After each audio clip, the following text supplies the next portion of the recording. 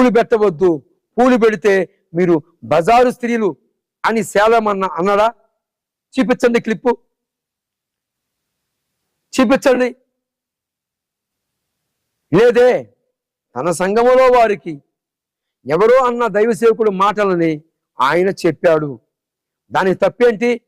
అలా తప్పు అని మీరంటే ఈ లంగాణ సన్ను కరుణాకర్ సుగుణ గాడు, లలిత్ కుమార్ గాడు, బోకర గాడు, రాధా మనోహర్ దాసు గాడు, అమారా ప్రసాద్ గాడు మరి బైబిల్ గ్రంథాన్ని కొన్ని కోట్ల మంది ప్రజలు ఆరాధిస్తున్న ఆరాధనీయుడైన యేసు ప్రభు వారిని ఎలాగ దూషించారు?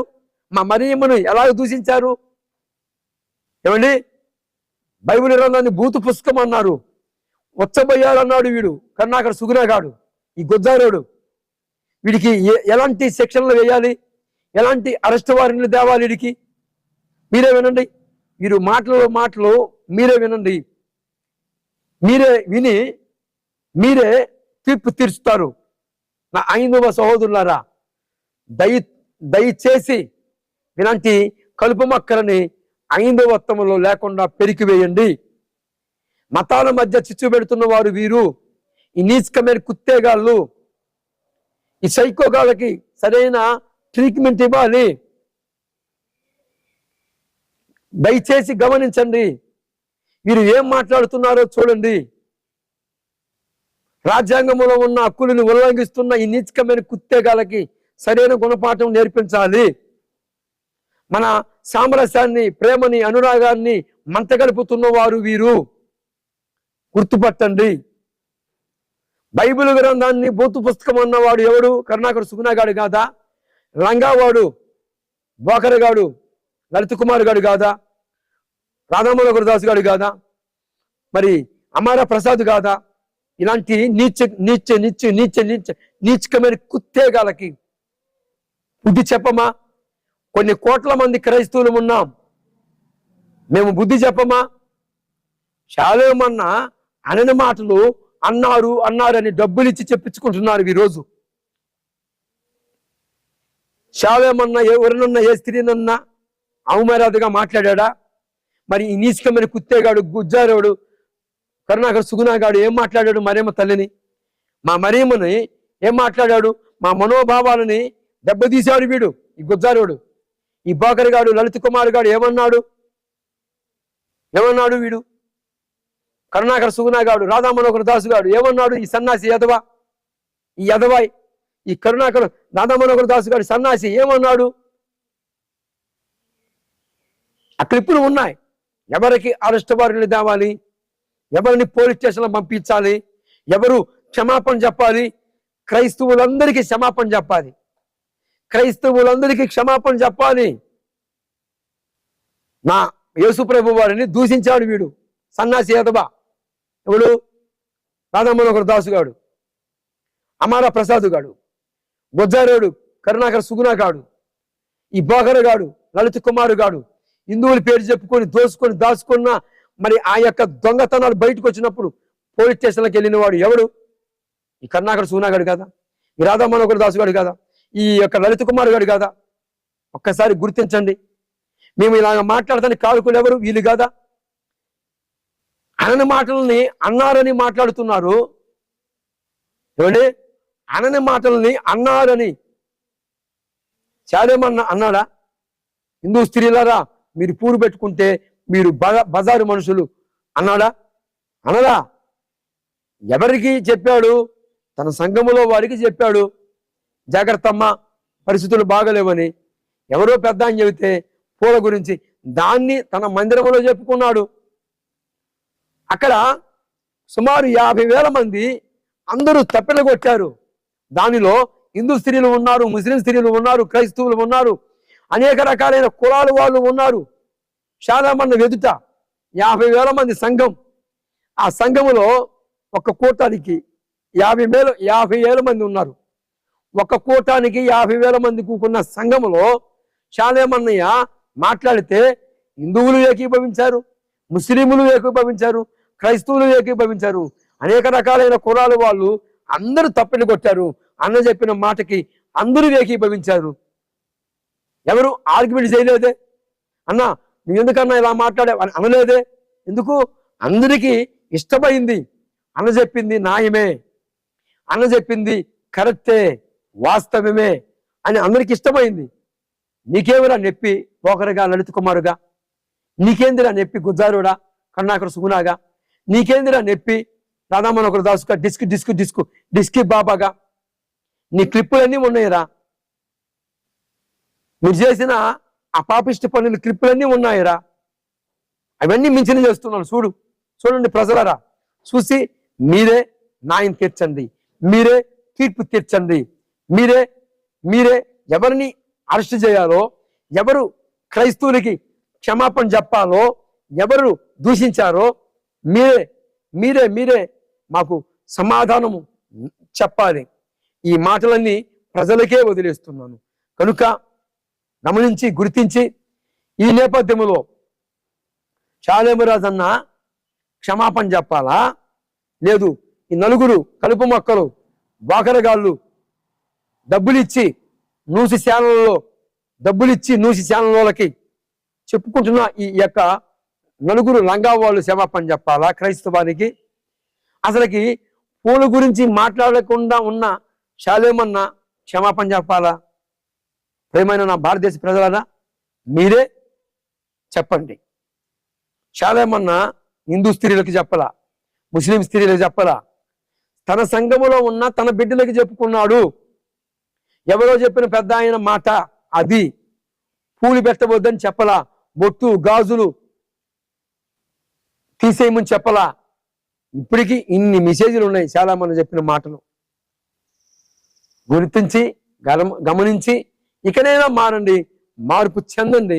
ఇలాంటి వ్యక్తులని ఎవరు ఈ నలుగురు ఉన్నారే, బోకరగాడు, లలిత కుమారు గాడు, రాధామనోహర దాసు, కరుణాకర సుగుణాగాడు, గుజ్జారేవుడు, అమర ప్రసాద్, ఈ నలుగురికి సరైన పాఠాలు నేర్పిస్తారని వారి క్లిప్పులు చూసి మీరే తీర్పు తీర్చండి. ఎవరు క్షమాపణ చెప్పాలో మీరే దానికి కూడా తీర్పు తీర్చండి. మీ మాట కోసం మేము ఎదురు చూస్తున్నాం.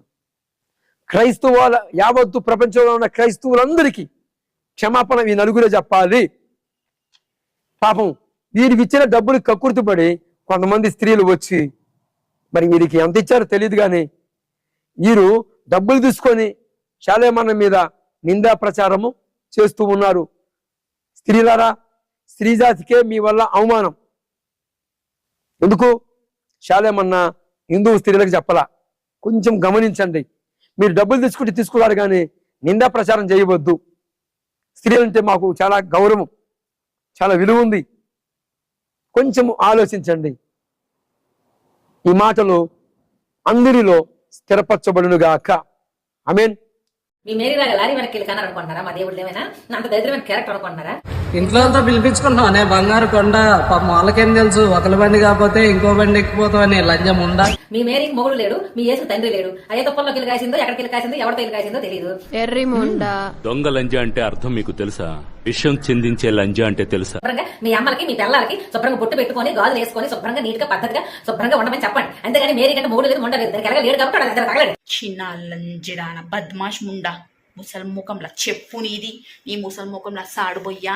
రోడ్డు మీదకి వెళ్ళి నువ్వు పోతుంటే వెనుకకెళ్ళి నీకు లారీ వచ్చి గుద్దని మొగుళ్ళే నువ్వు తీసుకోకే ముండా, తీసుకోకు. నీలాగానే ఉత్తుతి సింధుర్లు వేరేల పేరు మీద పెట్టుకుని బతుకుతలేని ముండా. ఒక్కొక్క పాస్టర్ ఒక్కొక్క పాస్టర్ ఎంత మందిని మెయింటైన్ చేస్తున్నారో తెలుసా మీకు? నీ అమ్మనంద మంది దెంగితే పుట్టిన నీతి. కొంతమంది పరిమాణాలు ఉల్లంఘలు మొండలు ఉన్నారు కదా, వీళ్ళు కొంతమంది ఇల్లు పనులు చేసుకోలేక సొంత కాళ్ళ మీద కాయ కష్టం చేసుకుని బతకాలి. ఇలాంటి లంజులకి చేత కాదు. వాడిపోక ముందే నన్ను వాడుకో. ఏందిరా?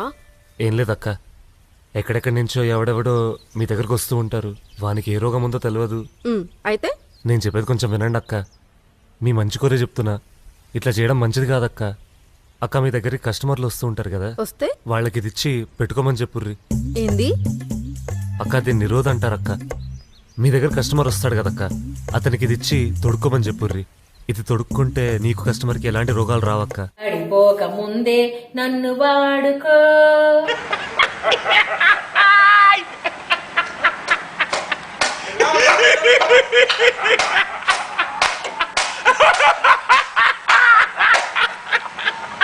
Esa fue el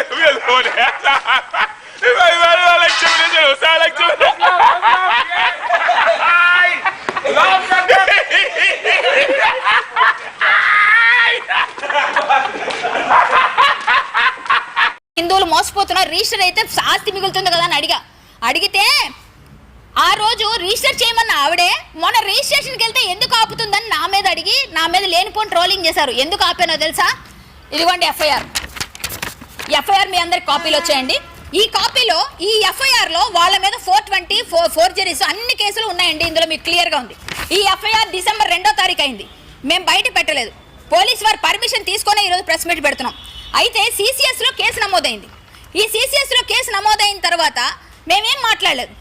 కానీ ఈ ఎఫ్ఐఆర్ వల్ల వాళ్ళకి ఏంటంటే మాకు ఫోర్జరీ, ఈ ఎఫ్ఐఆర్ తీసుకెళ్ళి నేను రిజిస్టర్ ఆఫీసులో ఇచ్చా, సార్ ఇది ఏదో తేడాగా ఉంది ఎంక్వైరీ అవుతుందని ఇచ్చా. బట్ రిజిస్ట్రేషన్ ఆపాలని కాదు, కానీ ఇంత మోసం ఉంది లోపల అని తెలుసుకున్నాక వెళ్తున్న కొలిది వస్తున్నాయి లోపల. చాలా మనీ లాండరింగ్ అయింది, కార్పొరేట్ లెవెల్లో స్థాయిలో జరుగుతుంది అక్కడ ఫ్రాడ్, కార్పొరేట్ ఫ్రాడ్ అవుతుంది. అక్కడ ఇంత పెద్దది అవుతున్నప్పుడు మనం స్పందించాల్సిన బాధ్యత ఉందా? సమాజంలో ఒక స్త్రీగా అని కాకుండా నేను సోషల్ యాక్టివిస్ట్ నేను ప్రశ్నించా, ఆదిభట్ల కళాపీఠం చారిటబుల్ ట్రస్ట్ అధ్యక్షురాలుగా ప్రశ్నించా, అన్ని విధాలుగా అడుగుతుంటే ఇంతమంది సపోర్ట్ ఇస్తే అందరినీ తిట్టారు, ఇంకా మాతాజీల్ని తిట్టారు, ఆవిడని కూడా ట్రోల్ చేశారు. ఇదిగోండి ఈ ఎఫ్ఐఆర్ నేను వాళ్ళకి ఇచ్చానండి. అక్కడ ఇస్తే ఈవిడే ముందు చేయమంది, ఈవిడే ఆపమంది. నేను గవర్నమెంట్కి లోబడి అడిగాను ఆపండి అని, అయినా ఆపకపోయినా పోన్లే అవనీలే అనుకున్నాం. తర్వాత వీళ్ళు ఎవరండి చేశారు? అసలు పోలీసులకు అసలు ఏమైనా అర్థమవుతుందా? కొంచెమైనా ఉందా అండి? ఏదండి ఆడియో ఒకసారి ఇవ్వండి ఒకసారి. ఆ పోలీసులకు అసలు ఏమైనా కొంచెమైనా ఆలోచన ఉందా? ఎలా ఎఫ్ఐఆర్ చేశారని అడిగాడు ఆయన. ఇప్పుడు అందులో మీకు ఈడీ కూడా వేసిందండి. ఇప్పుడు నేను చెప్తున్నా, వాళ్ళకి తెలియని విషయం నేను చెప్తున్నా. కరుణాకర్ సుగుణ, కళ్యాణ్ కుమార్ చెట్లపల్లి ఆటకి కాదు తాట తీసేదాన్ని నేను. నాకు పేర్లు పెట్టి నా పేరు మీద మీరు ఫండ్ వసూలు చేశారు, 6 లక్షలు వచ్చిందన్నారు. నువ్వు నిజమైన క్రైస్తవుడు కాబట్టి డిసెంబర్ 25న పండగ చేసుకుంటే, డిసెంబర్ 25న పండగ అయితే మా హిందువులందరూ కూడా సపోర్ట్ చేసి అయ్యో క్రైస్తవ పండుగ నువ్వు చేస్తున్నావు అంటారేమో అని నా పేరు చెప్పి నువ్వు పండగ చేసావు. నిన్న నా పేరు మీద దొంగ కేసులు పెట్టావు. సింగరేణి కాలనీలో ఎవరో అమ్మాయి కోసం ఇదైతే ఆ అమ్మాయి గురించి నేను ఒక పోస్ట్ పెడితే ఆ పోస్ట్ తీసి హత్య కేసులో ఇరుక్కున్న కరాటే కళ్యాణ్ దొంగతనంగా పిచ్చిగా పెట్టించి నా మీద లేనిపోనివన్నీ పెట్టించారు. అసలు నేను చేసిన తప్పేంటో కోర్టు ఇచ్చిందంటే నేను తప్పకుండా శిక్ష నేను అనుభవిస్తా. ఎందుకంటే కోర్టుకి నేను ఎప్పుడు ఎగ్నెస్ట్ కాదు, కోర్టుకి ఎగ్నెస్ట్గా వెళ్ళను. ఒకవేళ నా తప్పు ఉంది, నేను దానికి క్షమార్పణ కోరుతూ నేను శిక్ష తీసుకుంటాను.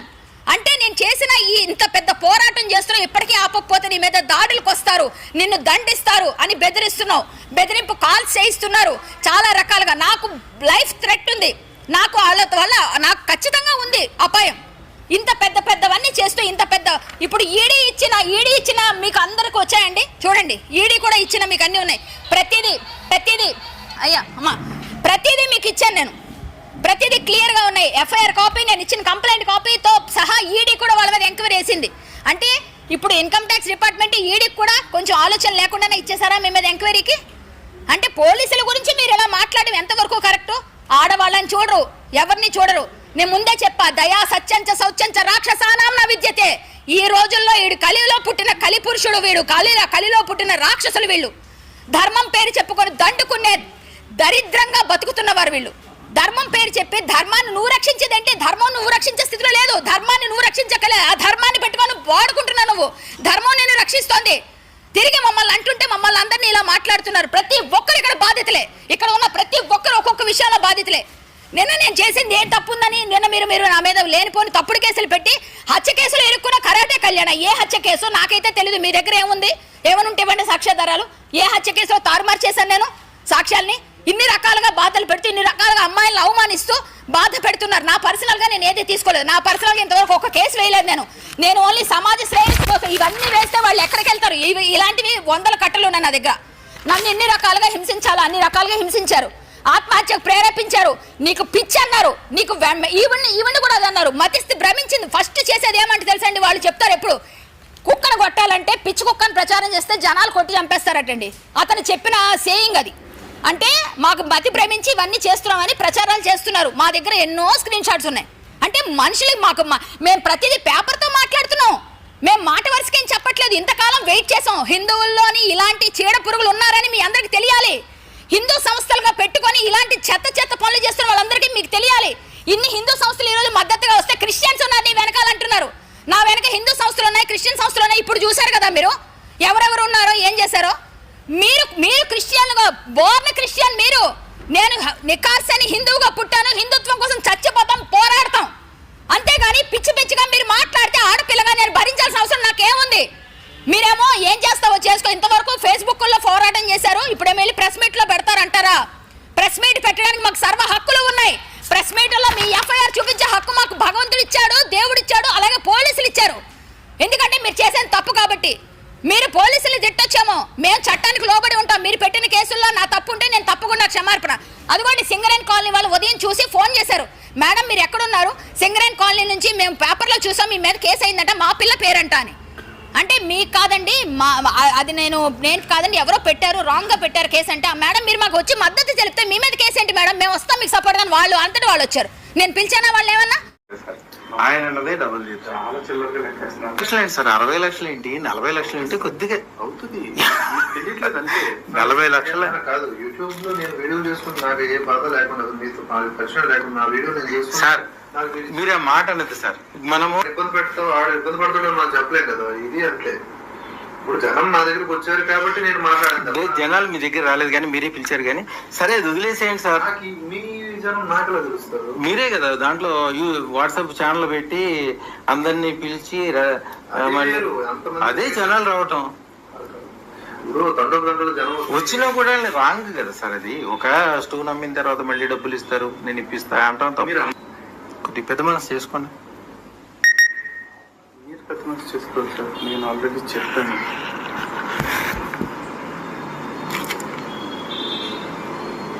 అవి మరీ పెద్ద ఫిగర్లు కాకుండా కొద్దిగా మంచి అనుకూలంగా ఉండే గేమ్స్. నా టాలెంట్ అసలు చూపించట్లేదు.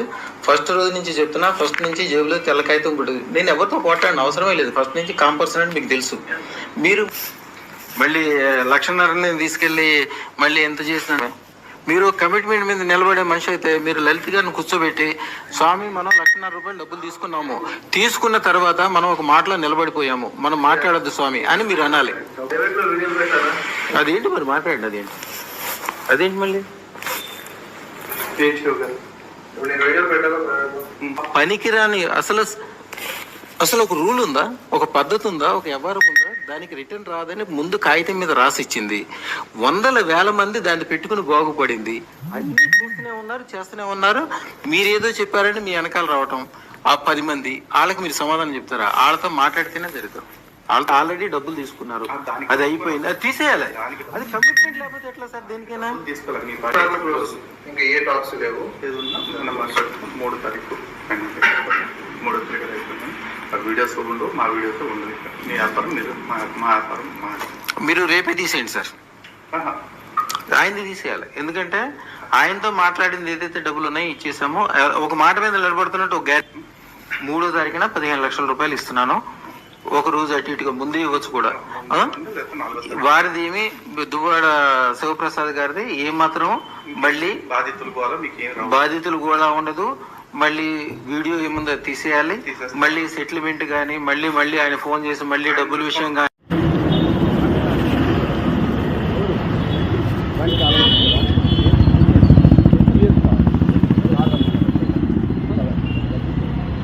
మీరు పోలీస్ సార్ వినాలి చెప్పిన మాట.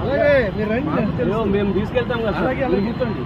మీరు చెప్పినప్పుడు వింటే బాగుంటుంది. మీరు మాకు కోఆపరేట్ చేస్తే మీరు కోఆపరేట్ చేస్తారు. కూర్చోండి సార్, నా బండి తీసుకెళ్తున్నాను. నేను నడుస్తారండి, అట్లాంటి నేను నడుపుతాను.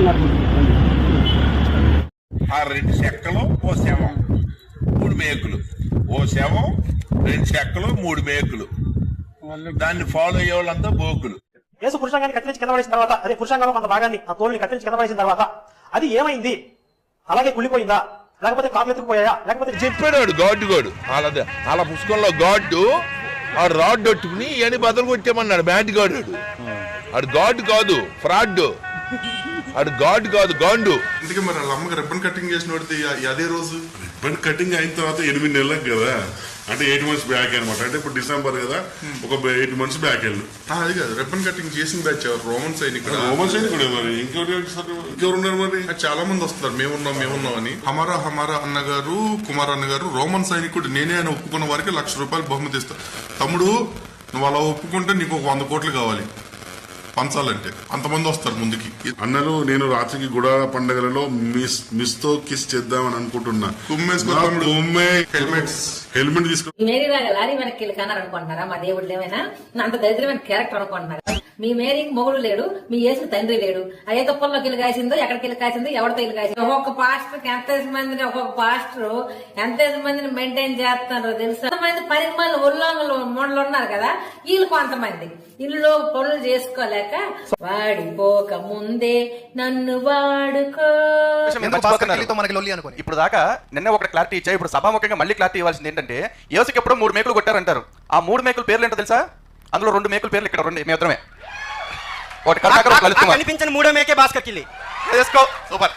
అంటే మరి ఇక్కడ కళ్యాణ్ కుమార్ ఏంటో అవి కాళ్ళ కొట్టిన మేక, అది చెక్క అనుకోపోని చెక్క 2 చెక్కలు వేశారు కదా. అంటే నీ మీద కొట్టేశారు డార్లింగ్, ఇదేంటి దారుణం? ఆ 2 చెక్కలు మరి అంటే ఆయనతో పాటు ఈయన కూడా కలిపి కొట్టేశారు. మీరు ఏం మాట్లాడుతున్నారు? లాజిక్ మిస్ అయ్యారు మీరు. సరే ఎనీవేస్ ఇట్స్ ఓకే. క్రైస్తవ సంజా కొడకల్లారా జాగ్రత్తగా గుర్తుపెట్టుకోండి. క్రైస్తవ సంజా కొడకల్లారా జాగ్రత్తగా గుర్తుపెట్టుకోండి.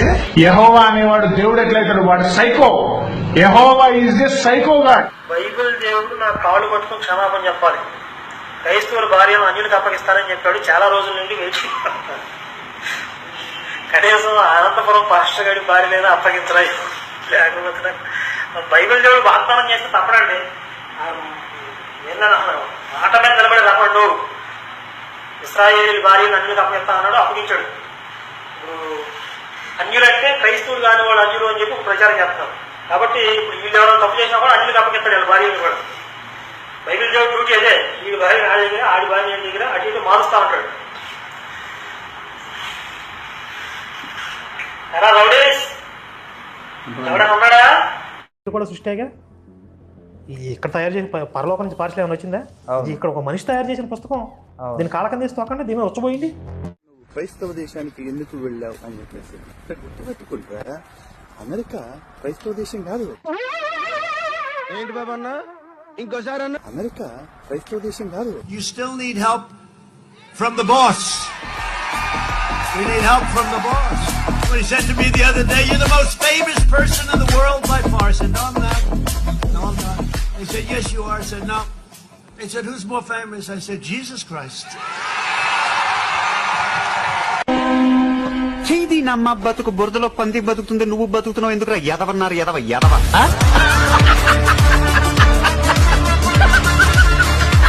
మహిళలు కూడా విశేష పర్వదినాల్లో ఏ విధంగా అయితే వారి సాంప్రదాయ దుస్తులు ధరిస్తారు, చీర కట్టు బొట్టు విషయాలలో వారి కుటుంబంలో ఉండే పండుగలు పర్వదినాల్లో ఏ విధంగా అయితే ఉంటారో ఆ విధంగానే శుభ్రంగా తలారా స్నానం చేసి స్వామివారిని దర్శించుకోవడానికి సాంప్రదాయ దుస్తులతో ఆలయానికి వేయించేయాలి. సాధారణంగా ఇటీవల కాలంలో జుట్టు విరబోసుకోవడం అనేది ఎక్కువగా ఉంటుంది. జుట్టు విరబోసుకోకుండా చక్కగా జడ వేసుకొని స్వామివారి యొక్క దర్శనానికి రావడం అనేది మన హిందూ సనాతన ధర్మం సాంప్రదాయాలుగా ఉన్నాయి. అట్లాగే తిరుమల క్షేత్రంలో ప్రత్యేకమైన నియమం ఉంది. ఇక్కడ ఉండే పూలన్నీ కూడా స్వామివారి కైంకర్యాలకి అని చెప్పి పెద్దవాళ్ళ కాలం నుంచి అనాదిగా ఆ సాంప్రదాయాన్ని పాటిస్తూ ఉన్నాము. కాబట్టి తిరుమల క్షేత్రంలో ఎక్కడ కానీ పూలు అమ్మినా అట్లాంటివన్నీ కూడా కొని స్వామివారికి సమర్పించుకోవాల్సిందే. కానీ వారు సొంతంగా తలలో పూలు పెట్టుకొని రావడం, వివాహం చేసుకున్న వారు కూడా మెడలో మాలలు వేసుకొని శ్రీవారి ఆలయంలోకి రావడం, అసలు తిరుమల క్షేత్రంలోనే ఈ మాలలు ఇతరత్ర కార్యక్రమాలకి పుష్పాలు వినియోగించరాదనే నియమాన్ని గతకాలం ఎంతో కాలం నుంచి అందరూ పాటిస్తూ ఉన్నారు.